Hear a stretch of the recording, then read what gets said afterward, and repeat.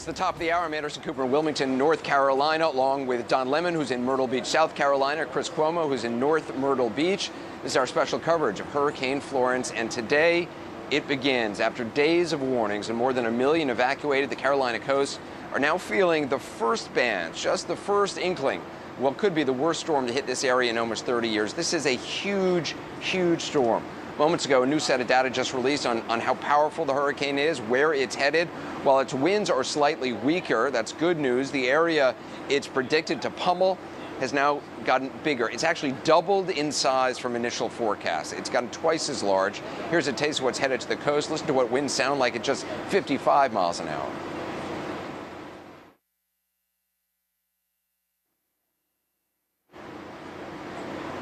The winds are just one of the storm's triple threats. This area could see a catastrophic storm surge reaching as high as 13 feet. The downpour is expected to be relentless, with one projection estimating 10 trillion gallons of rain will fall before Florence is finished. Just here in Wilmington, they're talking about getting 8 months worth of rain over the next 3 days, and they've already had a lot of rain this year. We're covering Hurricane Florence up and down the coast and inland, as only CNN can, with crews all over these states. But first, let's go to the CNN Weather Center. Our meteorologist, Jennifer Gray. So the National Weather Service, Jennifer, just issued its 2 p.m. Eastern update.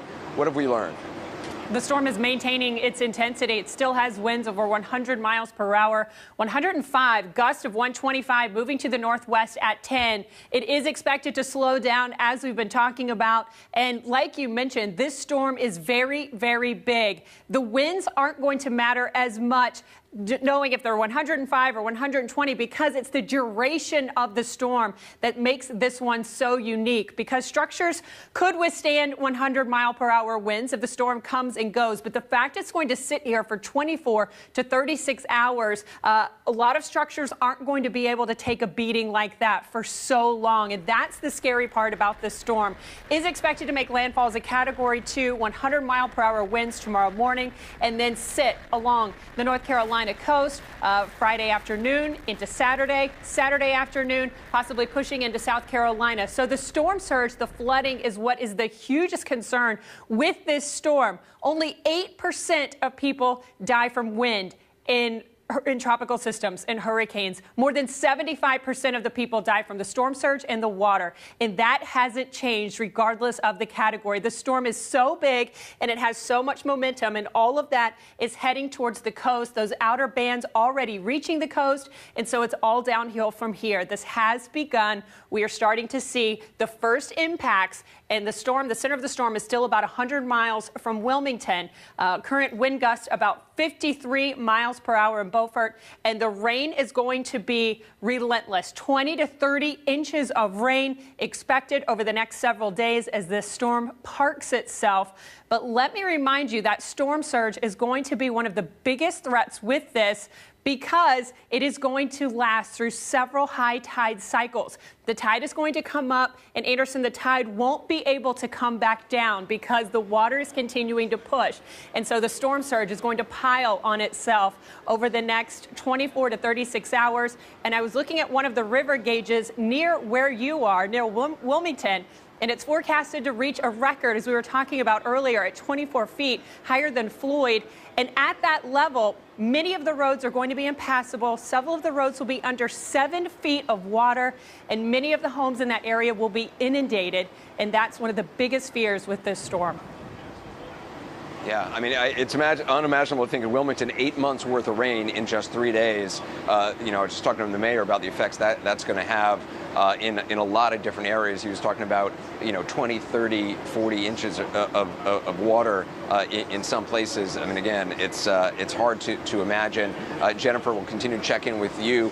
And Chris, that's one of the big concerns that the mayor here in Wilmington had, and I assume folks there have as well, is people thinking once the storm passes that the worst is over. But with all that water on the ground, I mean, a lot of bad things happen when you got a lot of deep water and you have power lines down. There's no telling how long this water could stay on the ground in some areas. That's an excellent point. It's something that they can't really predict, but they know they have to worry about. Look, you have 3 waves. You have, right now we're in the calm before the storm, right? Florence is going to come. She's going to make her impact felt. You're going to have storm surge that if you want to pan to the left here, it's going to take out the bottom of many of these homes here. They were all gone because of Hugo back in the 80s. Now they're built on stilts. This first level that you see, that's what they're expecting in storm surge. So that wave happens. Now what's the second wave? Duration of rain.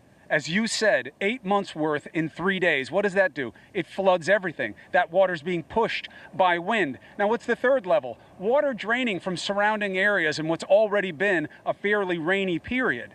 And what does that tell you? That's not water anymore. It's toxic soup. It's sewage. It can't be used. It's not drinkable. You can't use it to wash.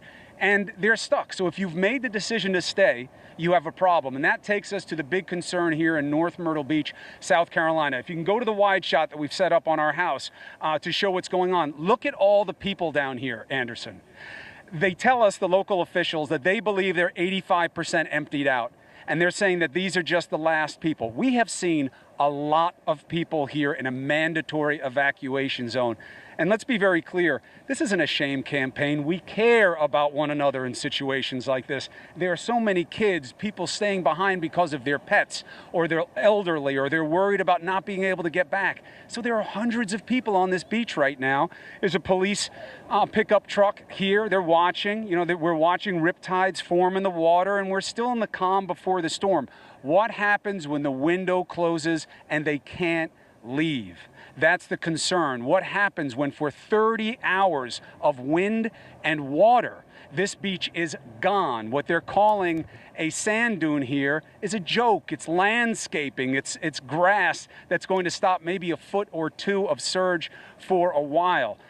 This could get bad quickly and stay that way. And that's why this is a mandatory evacuation zone. They haven't been able to get people to leave. Even mandatory doesn't mean that they can lawfully force you out of your home and community. So instead, they've had to put a curfew in place. So starting tonight at 7 p.m., it will be from 7 to 7. So at least they can keep people inside when these bands above our heads start getting thicker, more powerful, and bringing weather with them, bringing water and high degrees of wind with them. You know, we're going to go to Ed Lavandera now. He's up in Morehead City, North Carolina. In South Carolina, one of the mottos of the state is, "While I breathe, I hope." And there is an irony to that, Ed, because people are making decisions to stay behind, and they are putting their lives at risk, and they're putting a lot of hope in this storm not being what they expect. Hey, Chris, we are in Morehead City, where we're seeing the first, the strongest bands on the northeast edge of this hurricane starting to come ashore here. This is Carteret County, who spoke with the emergency director here just a short while ago. And to get to the point you're talking about, he told us that he believes that most people have evacuated from here. We were here a couple of nights ago, and this is an elderly retirement community over here. There was parking lot was full of buses about 48 hours ago, evacuating elderly folks. One of the concerns here in this particular county, Chris, is that the entire county, very low lying. So they're worried about the winds that we're seeing now, where gusts that we're told have already started reaching up to about 60 miles an hour. But they're concerned about the inland flooding.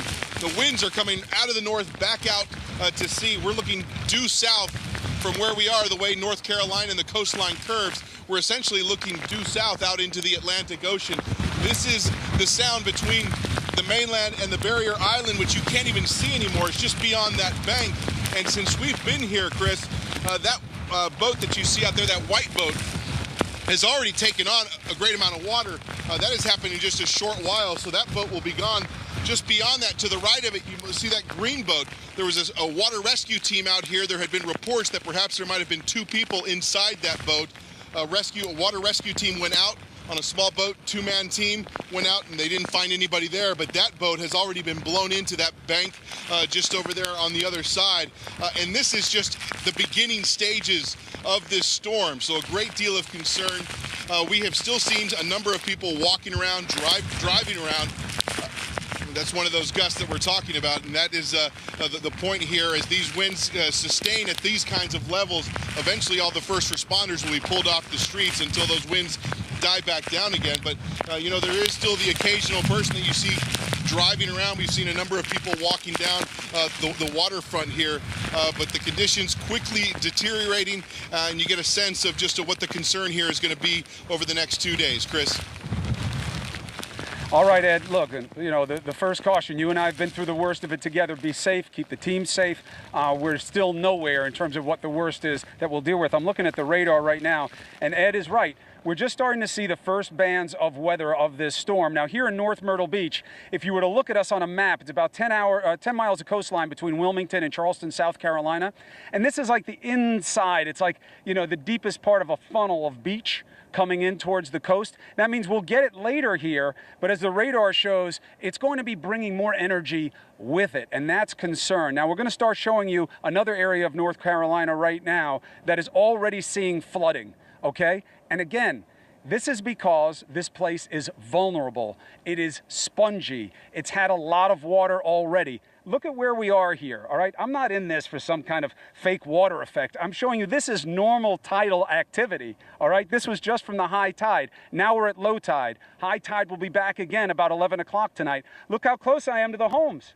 This is the normal tide surge that they have. And I'm only, what, maybe 80 yards from the houses. And there's zero storm surge. There is zero to be concerned about right now. And that's why everybody is predicting that it could be so much more devastating in areas. And that's why it was mandatory evacuation. So we're starting to see just the beginning. We will take you throughout the storm every step of the way, giving people in harm's way information as long as they have the ability to see us, telling you what the first responders are telling us.